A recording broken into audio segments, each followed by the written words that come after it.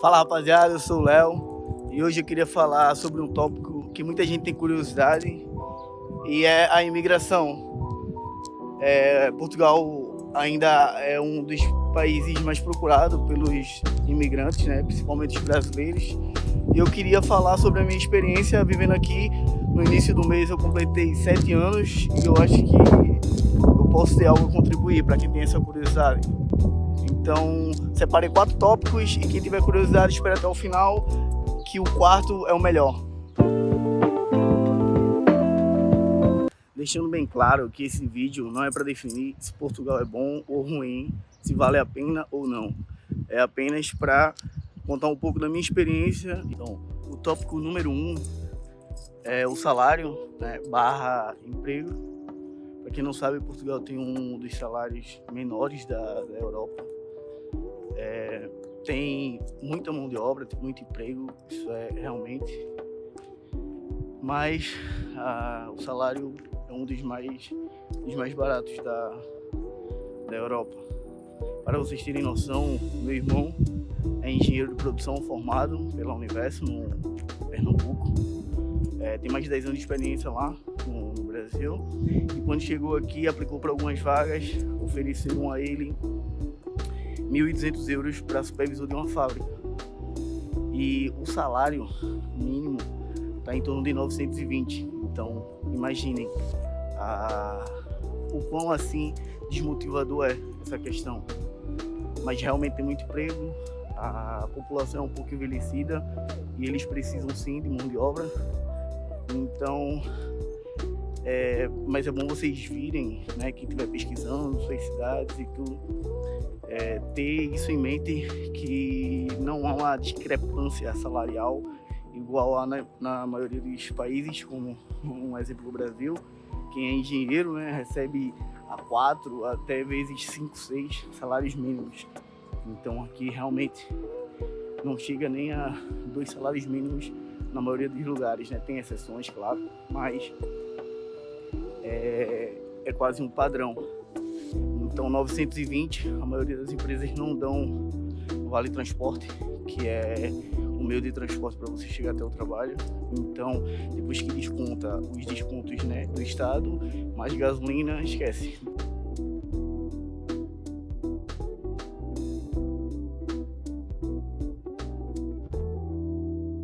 E pra galera que vai ver o vídeo, não achar que o vídeo tá descentralizado, né? O enquadramento tá mal, é porque aqui eles levam muito a sério a lei, essa questão de direito de imagem. Inclusive, já tentei gravar esse vídeo outros dias, mas como tinha muita gente, eles pediram para pagar e a gente tem que respeitar o direito deles, né? Mas a caminhada é essa. É uma caminhada muito bonita, acho que não tem muito o que falar, as imagens deixam por si.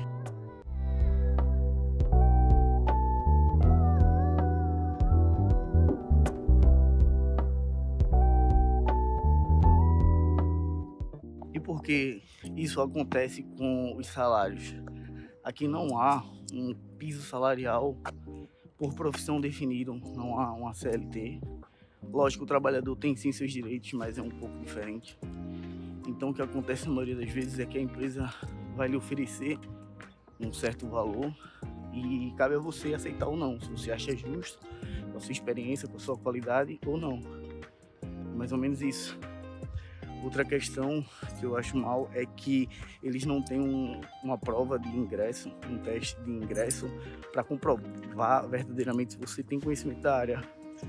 Exemplos de profissões qualificadas como eletricista, mecânico, caldeireiro, eles simplesmente acreditam na sua palavra.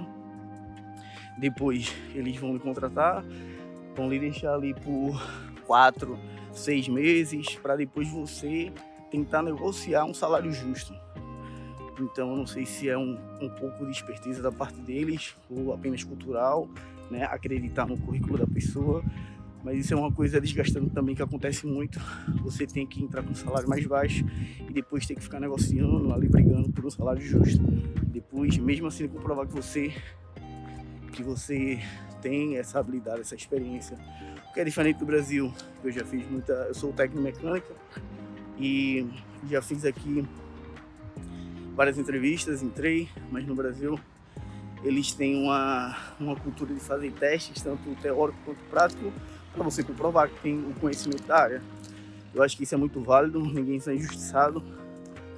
E é um ponto para vocês virem preparados, quem estiver vindo, quem tiver curiosidade de migrar para cá. Então, é isso. Estou aqui na minha caminhada do fim de semana. Estou aqui na Praia de Cabedelo, fique Viana do Castelo. Mostrar um pouco para vocês aqui desse caminho que eu acho muito bonito, muito irado.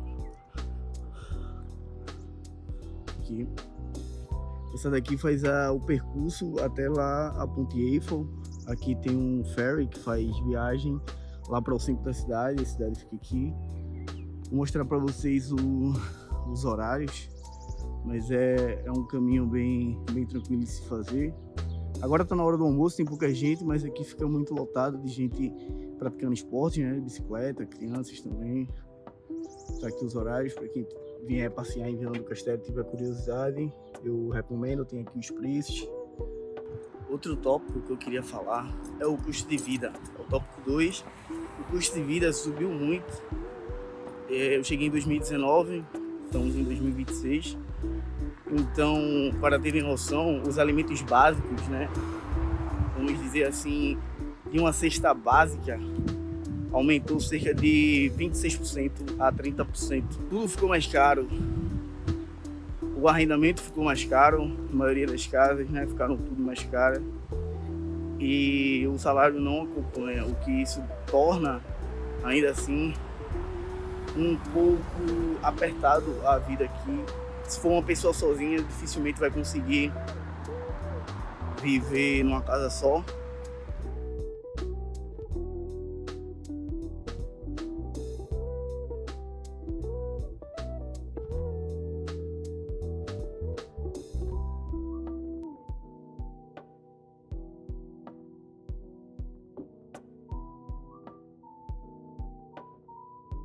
Fala, rapaziada, tive que mudar de cenário porque tava filmando na rua ontem, né, ao ar livre, e a temperatura subiu da bateria, ficou super aquecida e não consegui acabar de filmar ontem. Então hoje vamos começar o tópico 3, que é sobre documentação. Documentação aqui é uma questão muito complicada porque imigrante, você já sabe, quando sai do seu país de origem para ir para outro país, é tudo mais difícil, né? Qualquer documentação é um bocado mais burocrático, então aqui não é diferente. Só que aqui eu acho que eles demoram um pouco mais porque a quantidade de trabalhador, no caso hoje do AIMA, né? Antigamente era o CEF, não comporta a quantidade de imigrantes que Portugal recebe.